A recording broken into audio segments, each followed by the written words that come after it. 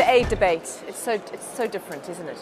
Well, I mean, so much has happened in the last 5 years. I mean, whether you're in Africa, South America, or Asia, nobody talks about aid anymore. I mean, policymakers themselves are going out and issuing debt in the market. My own country, Zambia, did a fantastic bond, $750 million 10-year bond last September. And, you know, the discussion is so much more about job creation and investment, which is such a fantastic story. And it's obviously partly to do with the fact that the traditional donors are having a financial problem, fiscal problem on their balance sheets, so they just don't have the capital anymore to hand out cash in the way that they did in the past. How do you see the trends playing out in the next decades?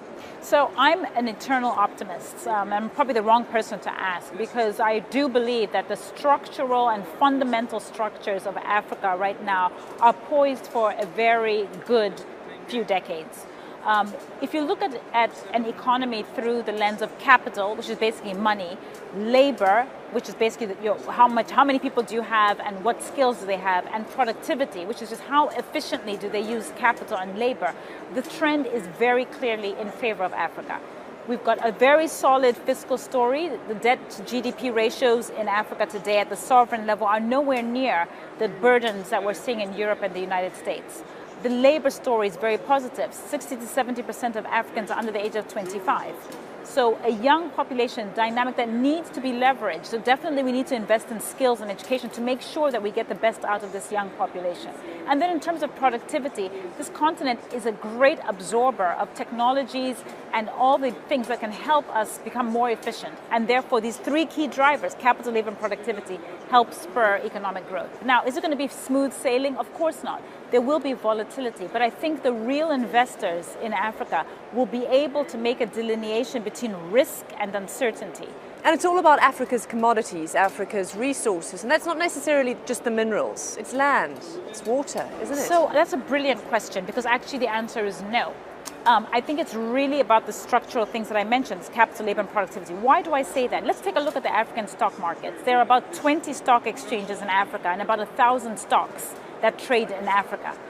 85% of them are non-commodities. We're talking about banking, we're talking about insurance, we're talking about retail, we're talking about consumer goods, logistics companies, telecommunications. Those are the stocks that are on the African stock markets.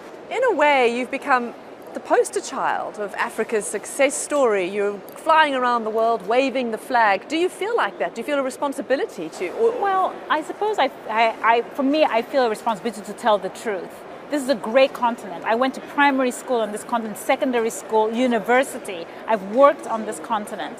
And I think that it's a great disservice that, for whatever reason, people have usurped an imagery of Africa that is absolutely incorrect. They focus on war, disease, corruption, and poverty. That is not all about Africa, you know, and I think it's really essential. If we're going to turn the corner, we need to take that responsibility as governments, as citizens, not just Africans, global citizens, to say that's actually not true. There are more poor people in India than there are in Africa.